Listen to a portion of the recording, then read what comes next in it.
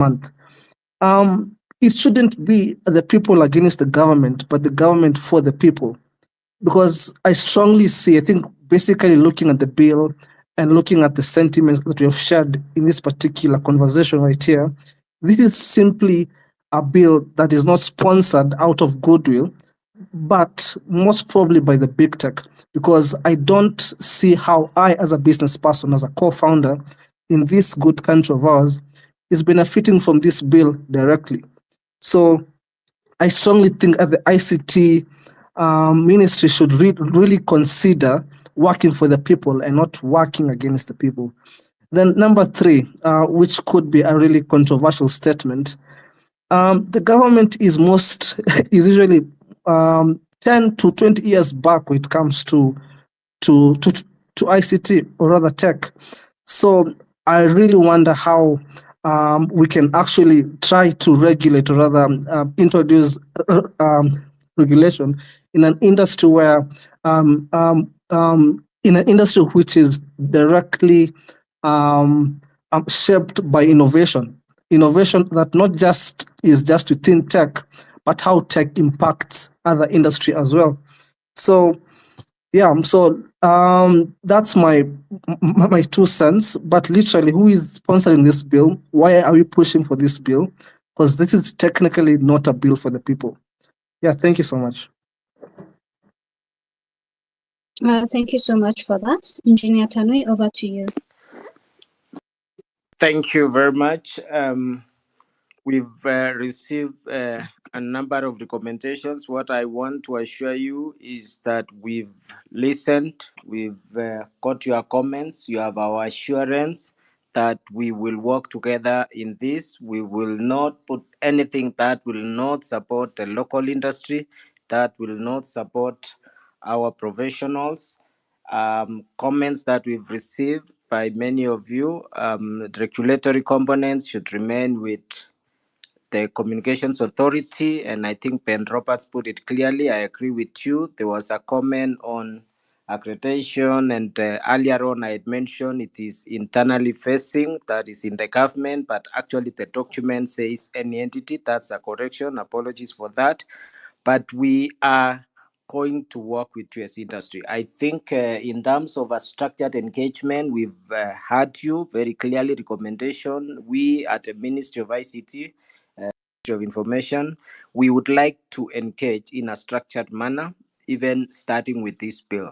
We would like it to support the startups, like what Steve has said. We would like it to be useful. We would like not just to serve one function like establishing or legalizing an institution, but also to support. So we will be reaching out to you, and I think we will have conversations with Laura and how we can get all this feedback and work on it, and we'll have another session. So that's the assurance that I wanted to tell this community. We are here to work with you, to support you, and ensure that this will support the sector. Thank you.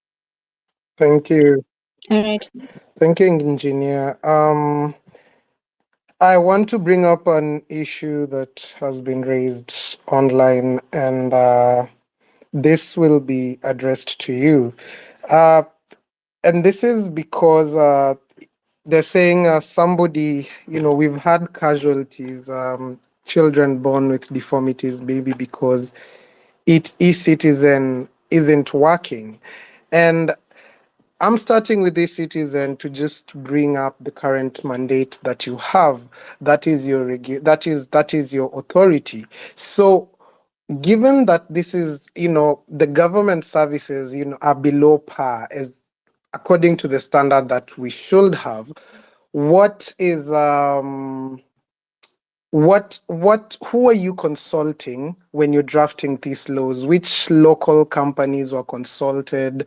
Who are the people who put this to paper?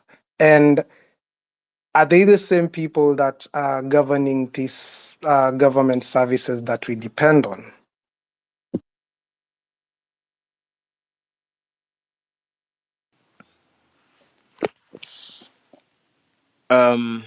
Just to respond specifically, I think going back to comments from Honorable Umi, who is also a member of the committee responsible for ICT and innovation. She clearly defined and explained the process of legislation in the country. This bill has been developed internally within the ministry, ICT authority, with the staff who are within the ministry, with inputs of stakeholders. And this is one of the process. This is still our internal document to have the stakeholders, and that's the reason why we are here, to hear you and to input it.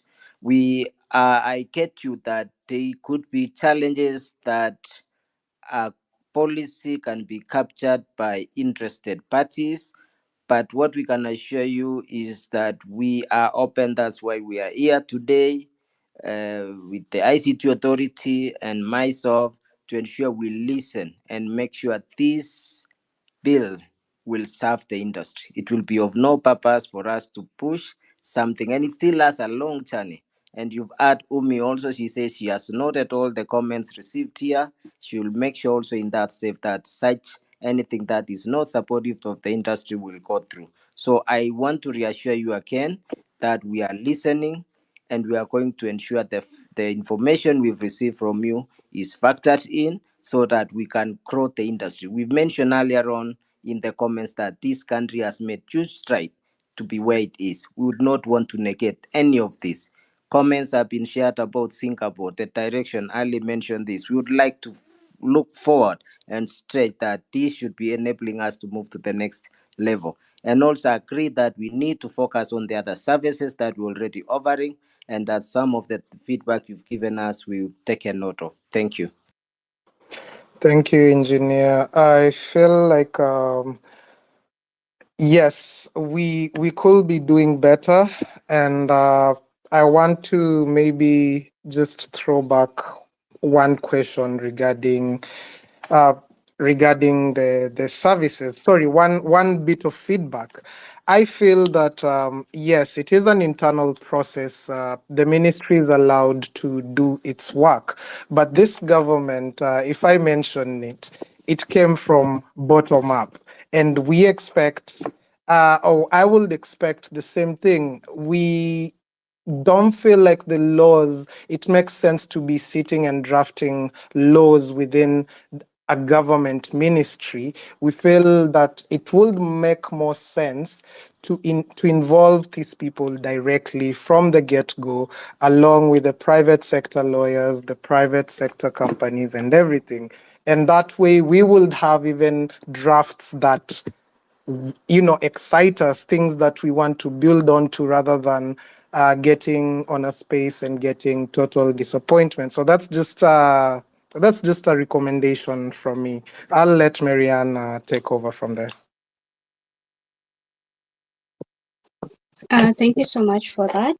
Another thing that you haven't highlighted, Engineer Tanwi, is how will you partner or work with local innovation? Because in most cases, we see big tech winning over local innovations or local companies. How are you going to work with them collaboratively? Thank you. I think we are proposing to support the local tech, and we would wish to get more recommendation from yourself on how we can support you. Some of the efforts we've been looking at is how to enable the local startups to be able to also offer solutions in government. So those are the initiatives that we are looking at, and we want ICT authority to be just like the other similar institutions in other countries. We look at Malaysia, they have MTech, and they are capable to support their that we would like ICT authority to be supportive, and that's why we are here and engaging you, and we are welcoming recommendations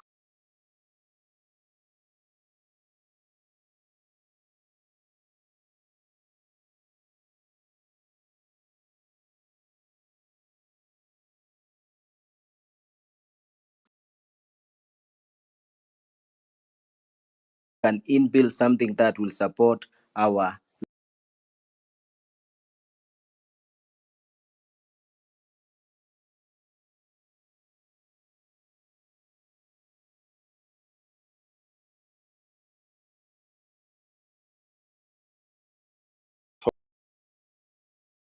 an authority. And I think they really have a core function there. But their core function should be more on service delivery, right? You've had all the comments about the current state of ICT infrastructure in Kenya. I was just giving an example in another group that the website of the Kenyan embassy in Madrid doesn't even have the SSL certificates renewed, which is, like just ridiculous, right? And there's not been even harmonization of all embassy websites in Kenya, or a lot of these government services have not been harmonized, and a lot of that has not happened anyway. But my question was, can this, if the purpose is service delivery, which I think the ICT authority should be, like, let's leave, I mean, I think we already agreed that let's leave regulation and all that accreditation, whatever, to someone else, right? Focus on service delivery, which is really why the institution is needed. Can similar objectives be achieved within a department, within the ministry? And then the other question is, how does the ICT authority collaborate with all the other ministries in Kenya, right? Does the ministry, for example, Ministry of the Education, have their own ICT authority within themselves? Does the Ministry of Tourism have their own ICT authority within themselves? How is this whole thing coordinated?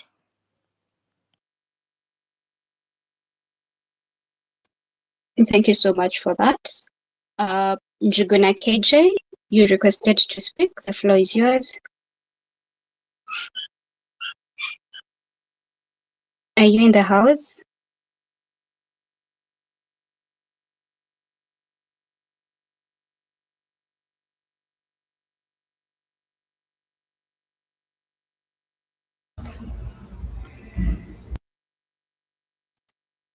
All right then. Hi, excuse me. Oh, sorry. I could go if he's not around because I've had my hand up for a long time. Yeah, if Sure. that's okay. Okay, so No problem. just a quick question. So allow me to lay this bare. I think for a long time, the government has not been putting the much emphasis that is needed in terms of tech or ICT. So if we are to do a bill, my proposal would be we get people from all the aspects of tech. And by all the aspects, I mean tech is so broad. So when I looked at the bill and I saw the same documents and stuff, I mean, that is so bare minimum. I mean, it looks like no effort was put in it. And that is a bit disappointing and disheartening at the same time. So I think we should give this the seriousness that it needs because we have so much potential, and trying to make stringent policies is only a way that is going to drown us. This is the time when we're supposed to be, encouraging the budding, the budding industry. But now, if we are to introduce a bill, that means we are trying to suppress something that is not actually even achieved its potential. I mean, the bill is rather vague. It's so open to interpretation. I mean, it could be misused in so many ways. I see so many loopholes. I mean, so many loopholes in terms of appointment criteria. I think it's not a well done bill, to say the least. So if we could take the time, if we are to do a bill, I mean, let's put in the effort that we need to do, you see? We need to get this done the right way so that we accommodate everyone and we make sure that we don't make this a big tech thing. You get it? We need to involve or include every aspect or every size of the tech community that we have around. And lastly, I think from that should be part 4, the financial provision. From where I sit, I think that is the core aspect of this bill. It's focused on the money.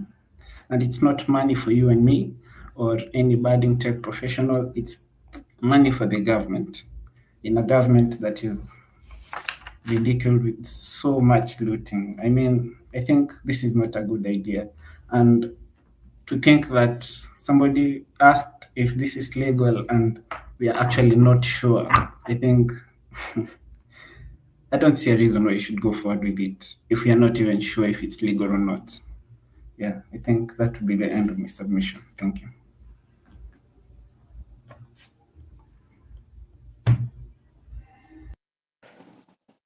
Awesome.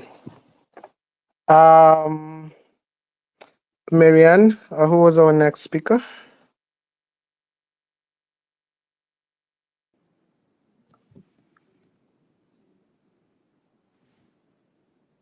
Hello? Hi, Ndeto. Can you hear me? I think Yes. Marianne has dropped off. Although there is somebody who is looking to speak. His name is Okay. Mark. I don't know if you can see him as one of the speakers, but I hadn't seen his hand up. If you can't find him, then maybe we can have Jennifer speaking. Okay. Hi, I had been called in just a bit earlier. I had a small challenge. Could I go? Yes, we were waiting for you. Thank you.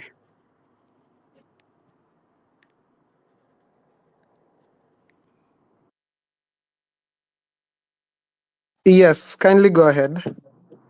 Okay, thanks. Thanks, Engineer Tanui and team, and thanks, uh, colleagues, for being here. I think two things just wanted to point out. I think one is, the role of a regulator and the role of an implementer. I can't underscore how important that is.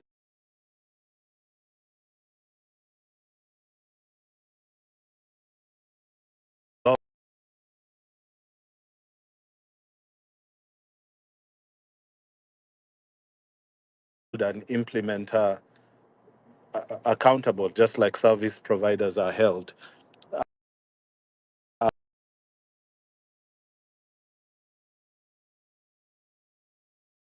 A bit difficult because you want to maintain a good relationship, and holding them accountable becomes a challenge. For example, on some of the key infrastructure that they offer to service providers as well as to the country. I think the second thing is that the ICT space has really come into the fore as a result of these Gen Z protests. I mean, the fact that we're even having this discussion on X and all the discussions that have happened, including the head of state, just shows how critical technology is.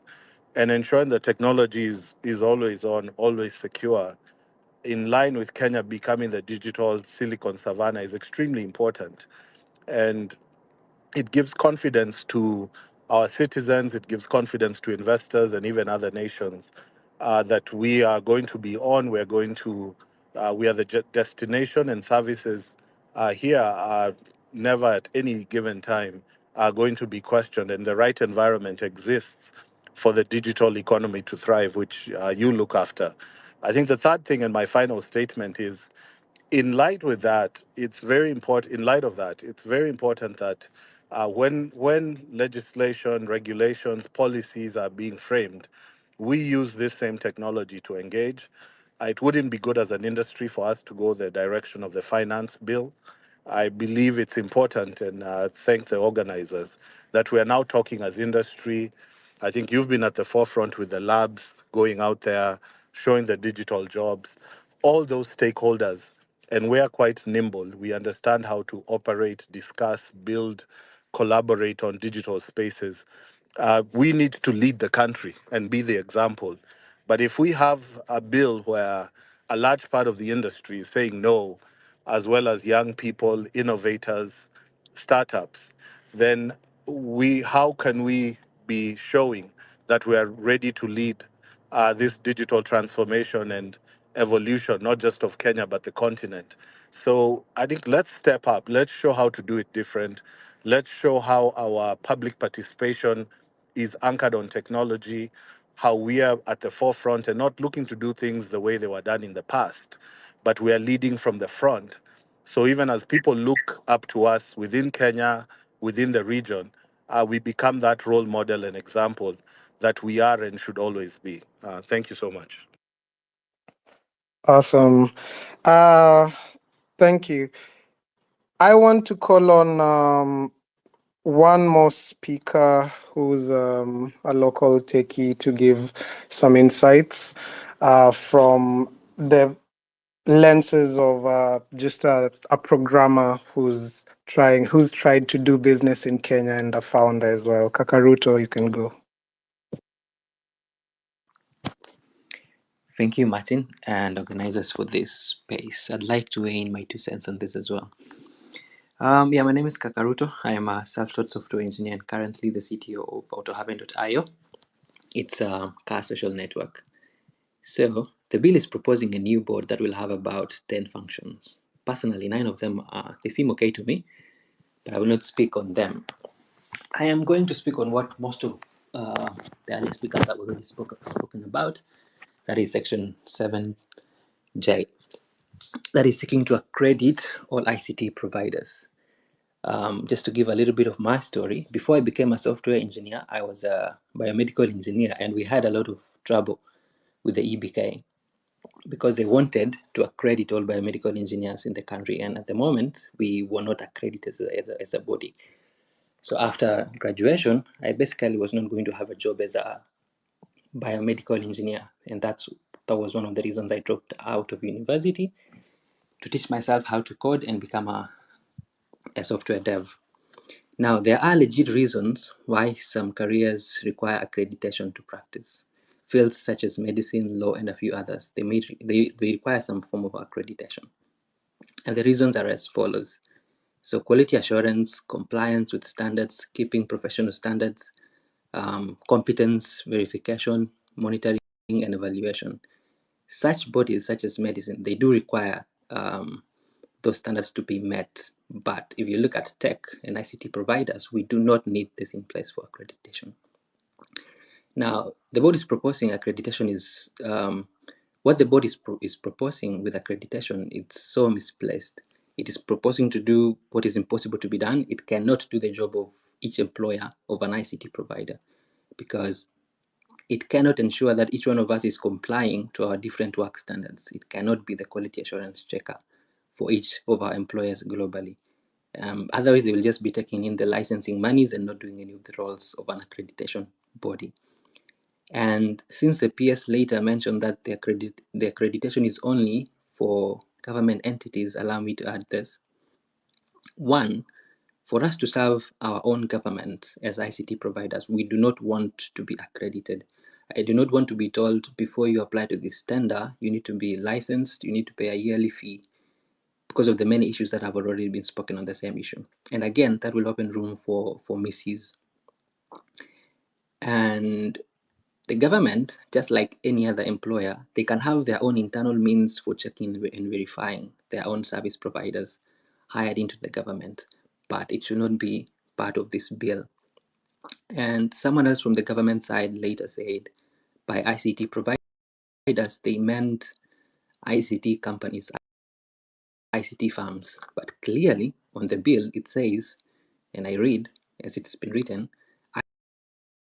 ICT service provider means a person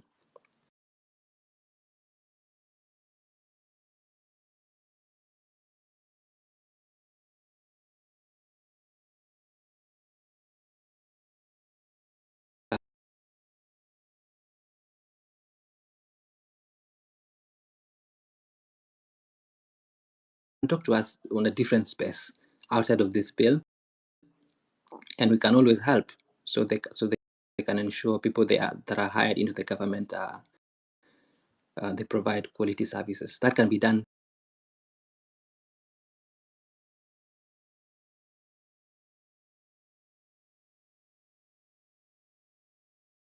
or meet Section 7J of this bill, the accreditation bit. And I'd like to bring to us the attention as well that one of us has been abducted. His name is Aidsville. He is still tweeting. It appears like it's his account, but we suspect they took over his devices and are tweeting on his behalf, but he's not yet free.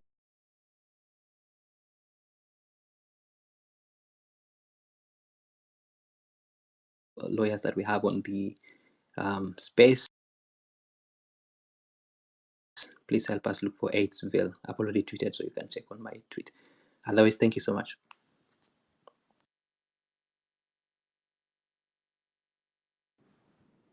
Awesome.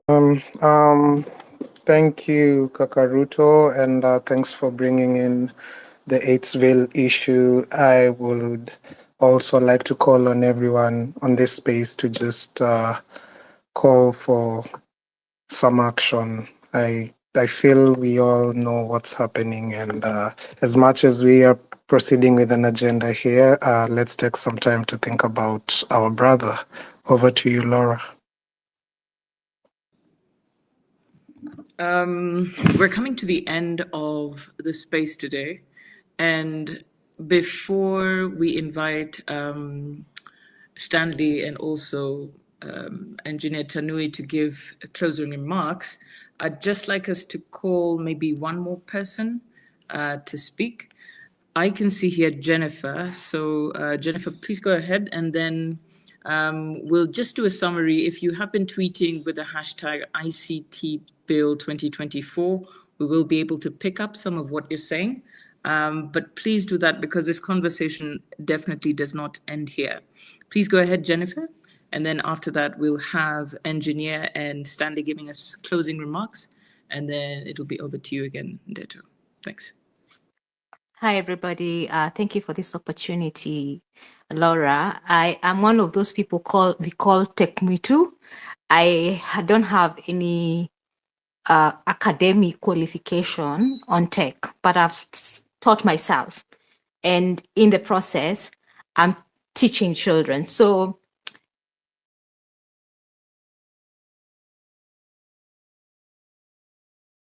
your company. And I will tell you there are a number of accreditations that we have. We have one from Media Council, and then you have one from KFCB. We have, like, if you want, you need one from the curriculum guys. They're called what? KICD. Now, this is another one. And this is because we do digital literacy for young people, for children and young people. So my issue is, how do we coordinate all these? And then if you're doing also issues to do with digital literacy, issues to do with online safety, we have like how many bodies? About 4 or 5 bodies that are dealing with online safety: KFCB, CA, and NCCS, Department of Children's Services, again, KICD. So for people who work with children, so the issue is, how are we going to coordinate? Are we going to be able to operate and to be able to do the work that we do? For example, for us as Mtoto News, you have been able to train over 4,000 children. Okay, so are we going to stop? One, because I'm at Tekmuitu, and then number 2, we'll need an accreditation from another authority as for us to be able to do the kind of work we're doing. And the people who actually need the digital skills are kids, they're children, not, well, sorry for the rest of you who are older, but I believe this it's a life skill. Having digital skills or digital literacy is a life skill. So Bwana PS, naomba tafadhali, can we have coordination? Can we have some form of harmonization among government agencies? There's too much duplication because you feel you're going to this agency, you're paying 10,000, this one wants another 50, another one, it's like, as someone who is doing this work, it's like you're just spending a lot of money in government, and you can be regulated by one person. So there's need for that harmonization so that this is the person I am going to be reporting to, this person who is regulating me. So there's need for that so that we don't confuse. And then I don't know if this is part of this conversation, issues to do with online safety and digital, just reminded me of ODPC also in that whole documentation things that you need. Is there a way also, can we, like right now, there's so much conversation going on in Europe and in America about online safety and digital well-being. What is the ministry doing, and how are you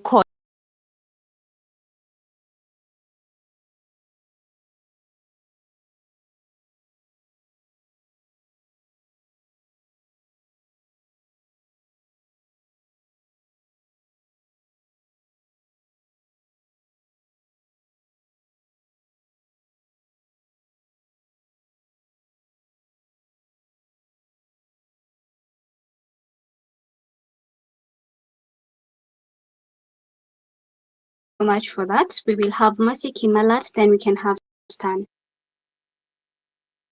Mercy, over to you. Yeah. No, thank you so much for this wonderful discussion, and much has been said. For me, yeah, my name is Masiki Malat.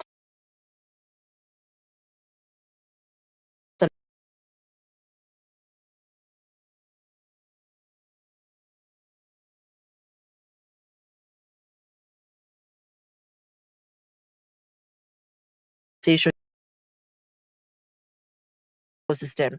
And one thing I just wanted to mention is that Kenya has really attracted a lot of foreign capital, a lot of talent, and even we're seeing large corporates and international NGOs setting up their headquarters in Kenya. Why? There's favorable entry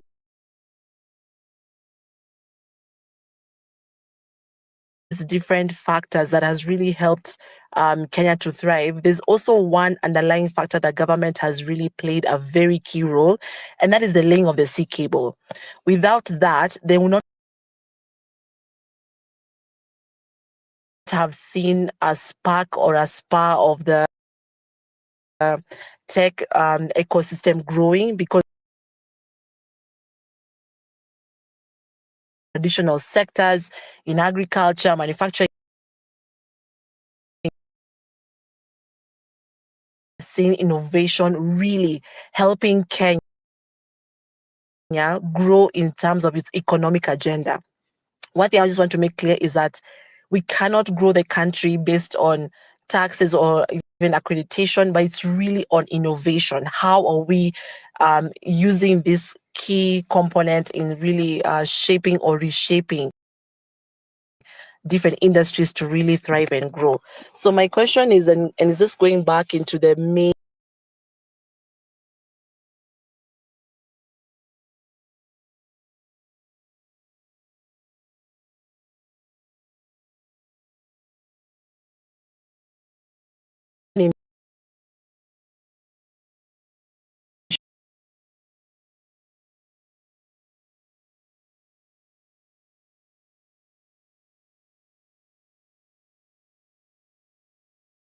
for those grassroots communities to be able to tap into a space where they can work, where they can ideate and come up with innovations, and then be supported throughout. If you're looking at the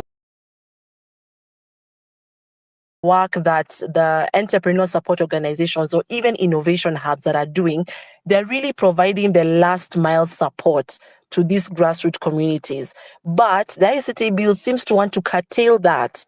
If you're looking at the number of people graduating from universities, it's more than 20,000 in a year, meaning that we cannot even have enough jobs to actually absorb this capital.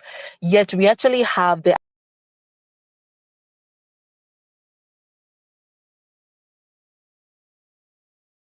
ICT sector that can create multiple jobs and even provide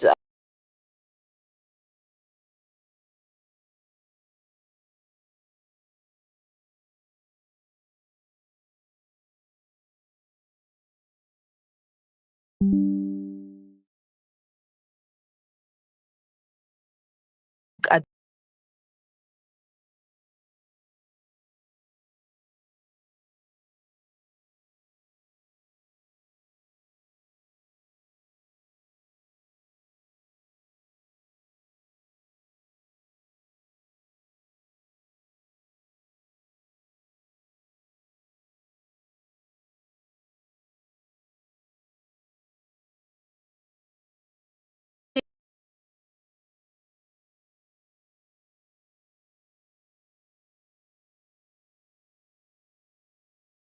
a very global level.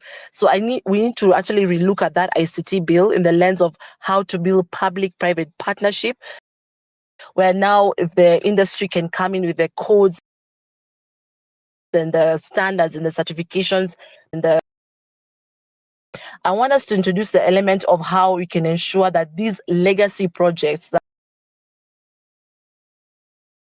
that are, being launched every single day and different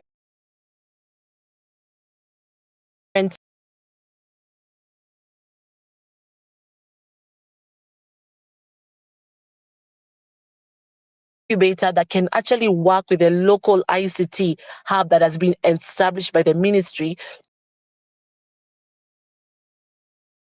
to now provide that element of sustainability and progress. Thank you. We've come to the end of a very, very long discussion, and I would like us to wrap this up in the next few minutes. Now, a lot has been said today, a lot of amazing feedback, a lot of participation from people, the stakeholders in this industry, and all that has been noted. Most of it has been sent to the industry as well. To the ministry as feedback.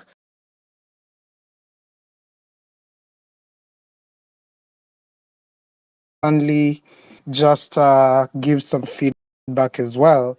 So what we're getting from these discussions, ICTA, needs to focus on their specific mandate. There is a question of the legality of enforced and regulatory standards. There are significant questions on whether the government has the capacity to actually push this program. There is a public view that this bill is just for gatekeeping and for the purpose of collecting levies. There are people who are voicing their concerns, saying that tech is already thriving. I am happy that you agree that tech is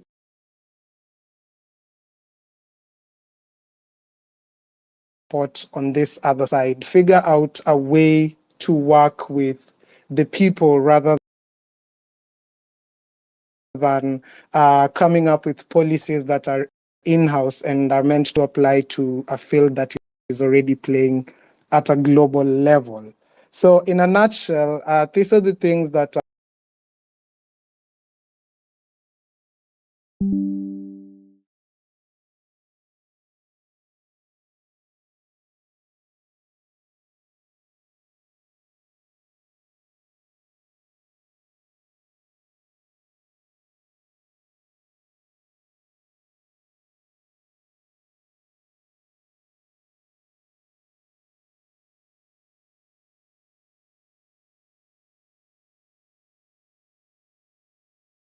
proposals of how we can move forward, even the kind of support that we require to provide from the government side for us to support innovation and ICT enterprises. We'll be more than happy to do that. Then, of course, we'll be also asking that as we do the first draft, actually this was a draft zero from the ministry. We will incorporate a few of you so that then, by the time we are coming back for the validation before we move the bill to the second, to the next step, we can have had more active participation in the drafting of the first draft, so to speak.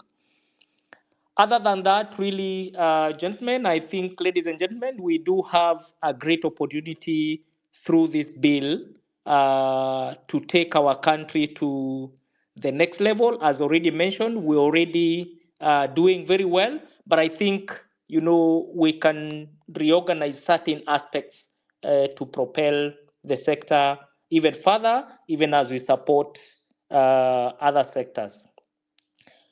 I also want to clarify that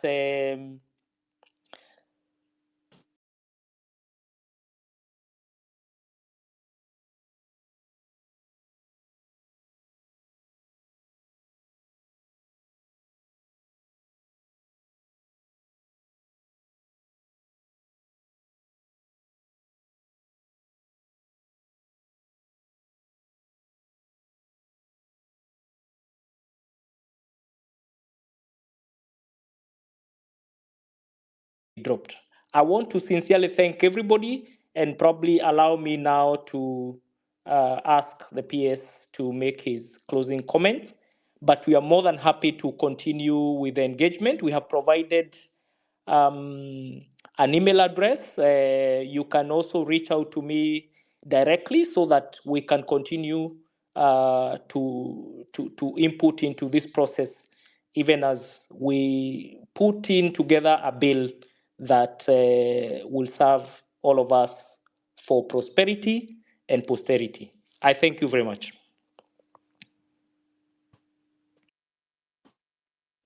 Engineer Tanui, over to you. Thank you very much.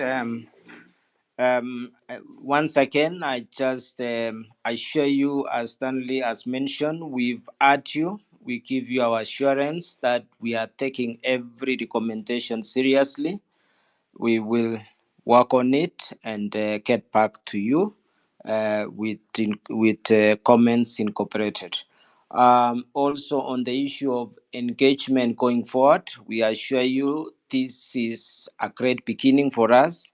We like the conversations which have come out specifically on the bill. There are also issues that are outside this bill.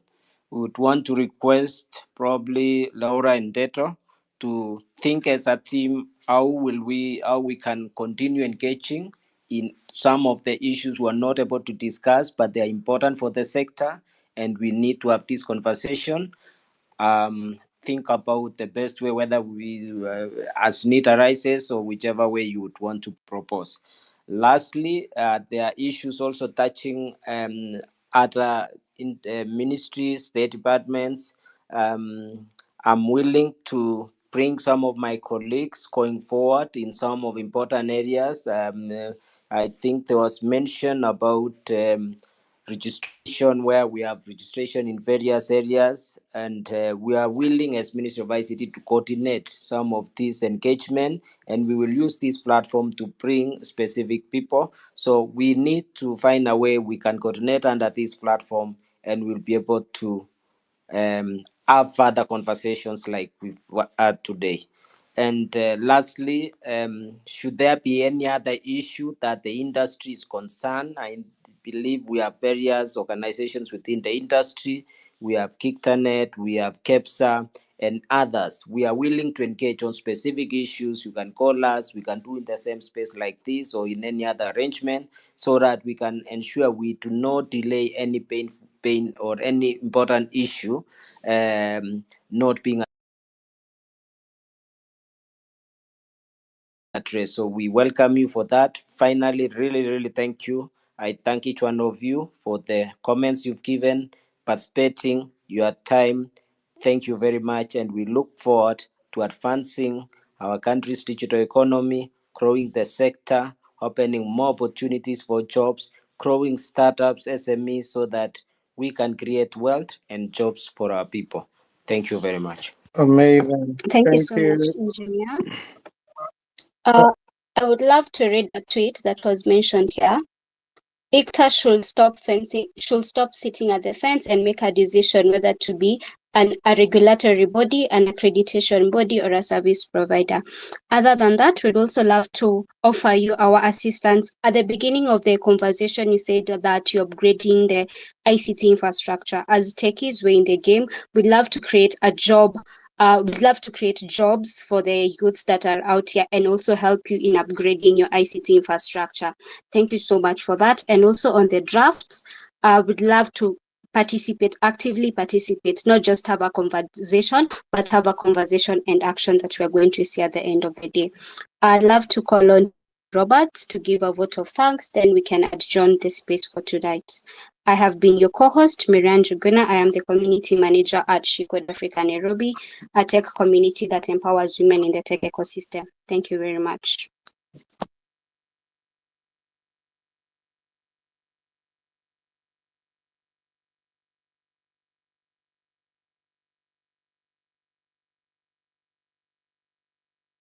yes, we can. Loud and clear. Okay. All right, everybody. So I just want to close off a vote of thanks.